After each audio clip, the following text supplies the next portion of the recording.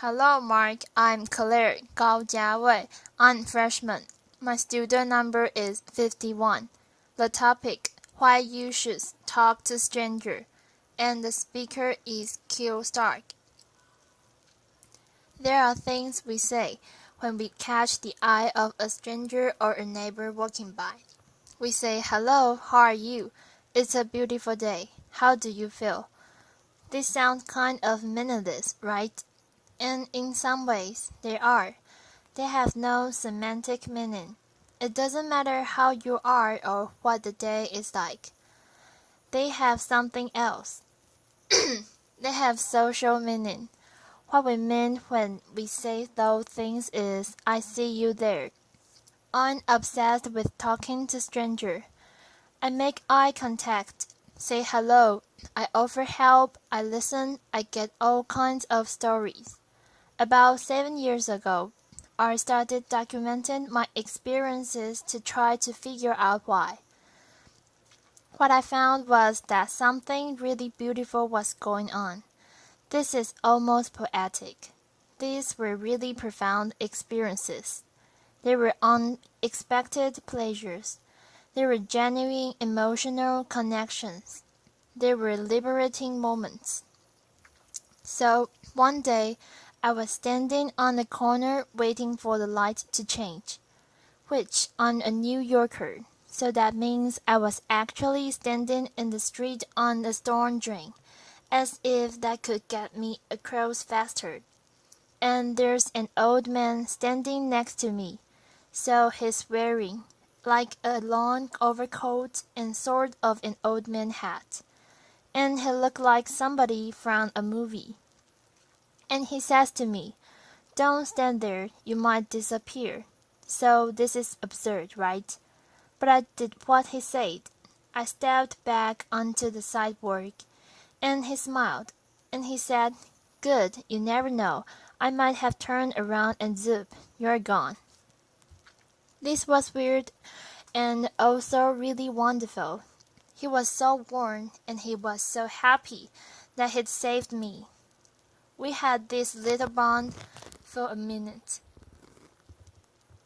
I feel like my existence as a person had been noticed, and I was worth saving.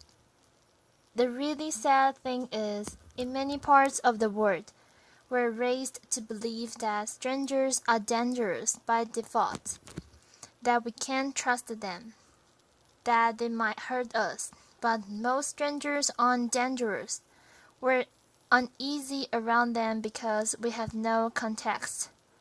We don't know what their intentions are, so instead of using our perceptions and making choices, we rely on this category of stranger. I have a 4-year-old. When I say hello to people on the street, she asks me why. Why, she says. Do we know them? I say no. They're our neighbor. Are they our friends? No. It's just good to be friendly.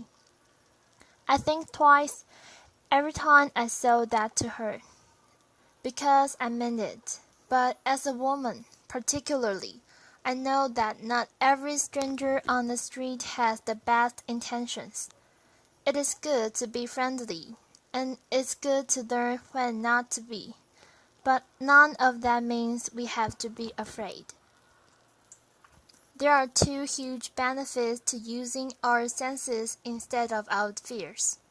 The first one is that it liberates us. When you think about it, using perception instead of categories is much easier said than done. Categories are something our brains use. When it comes to people, it's sort of a shortcut for learning about them. We see male, female, young, old, black, brown, white, stranger, friend, and we use the information in that box. It's quick, it's easy, and it's a road to bias. It means we're not thinking about people as individuals. I know an American researcher who travels frequently in Central Asia and Africa alone. She is entering into towns and cities as a complete stranger. She has no bonds, no connections. She's a foreigner. Her survival strategy is this: get one stranger to see you as a real, individual person. If you can do that, it will help other people see you that way too. The second benefit of using our senses has to do with intimacy. I know it sounds a little counterintuitive, intimacy and strangers, but these quick interactions can lead to a feeling that sociology calls fleeting intimacy. So it's a brief experience that has emotional resonance and meaning. It's the good feeling I got from being saved from the death trap of the storm drain by the old man, or how I feel like part of a community when I talk to somebody on my train on the way to work. Sometimes it goes further. Researchers have found that people often feel more comfortable being honest and open about their inner selves with strangers than they do with their friends and their families. That they often feel more understood by strangers. This gets reported in the media with great demand. Strangers communicate better than sponsors. It's a good headline, right? I think it entirely misses the point. The important thing about these studies is just how significant these interactions can be. How this special form of closeness gives us something we need as much as we need our friends and our families. So, how is it possible that we communicate so well with strangers? There are two reasons. The first one is that it's a quick interaction. It has no consequences. It's easy to be honest with someone you have never going to see again, right? That makes sense. The second reason is where it gets more interesting. We have a bias when it comes to people we're close to.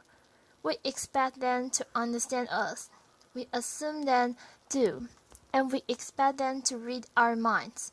So imagine you are at a party and you can't believe that your friend or your sponsors isn't picking up on it, that you want to leave earlier. And you're thinking, I gave you the look. With a stranger, we have to start from scratch. We tell the whole story. We explain who the people are, how we feel about them. We spell out all the inside jokes. And guess what? Sometimes they do understand us a little better. Okay, so now that we know that talking to strangers matters, how does it work? These are unwritten rules we tend to follow. The rules are very different depending on what country you are in, what culture you are in most part of the US. The baseline expectation in public is that we maintain a balance between civility and privacy. This is known as civil inattention. So, imagine two people are walking towards each other on the street. They will glance at each other from a distance. That's the civility, the acknowledgement, and then as they get closer, they will look away to give each other some space. In other cultures, people go to extraordinary lengths not to interact at all. People from Denmark tell me that many Danes are so averse to talking to strangers that they would rather miss their stop on the bus than say excuse me to someone that they need to get around. Instead, there's this elaborate shuffling of bags and using your body to say that you need to get past, instead of using two words.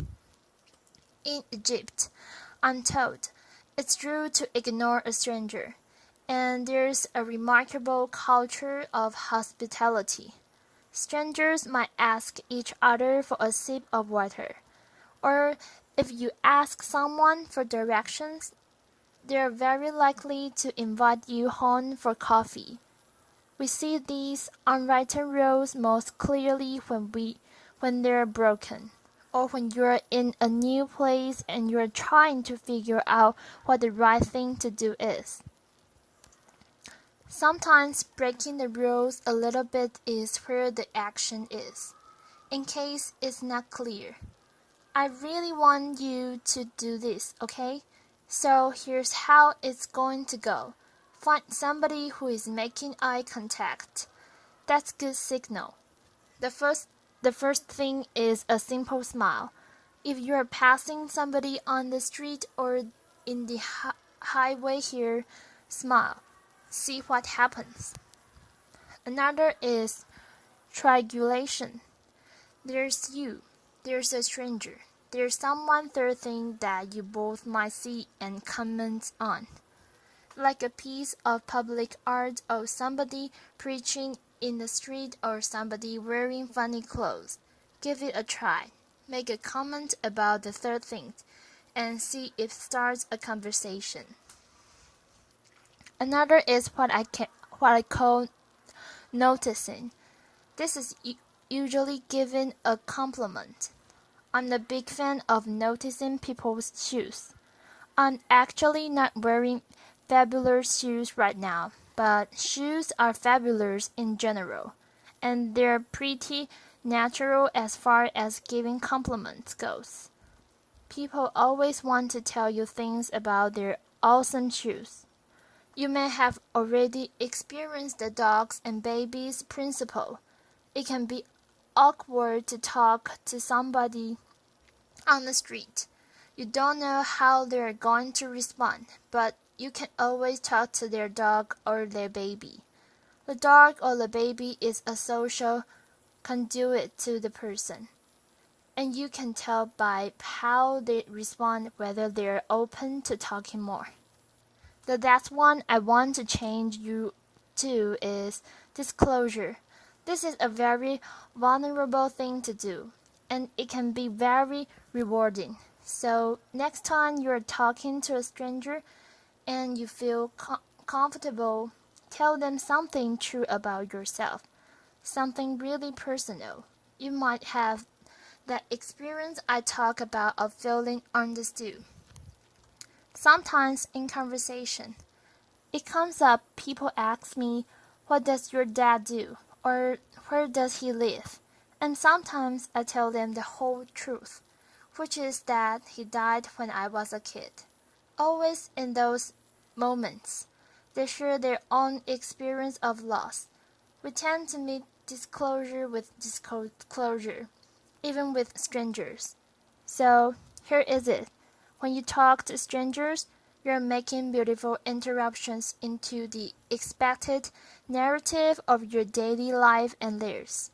You're making unexpected connections. If you don't talk to strangers, you're missing out on all of that. We spend a lot of time teaching our children about strangers. What would happen if we spend more time teaching ourselves? We could reject all the ideas that make us so suspicious of each other. We could make a space for change. Thank you. Applause.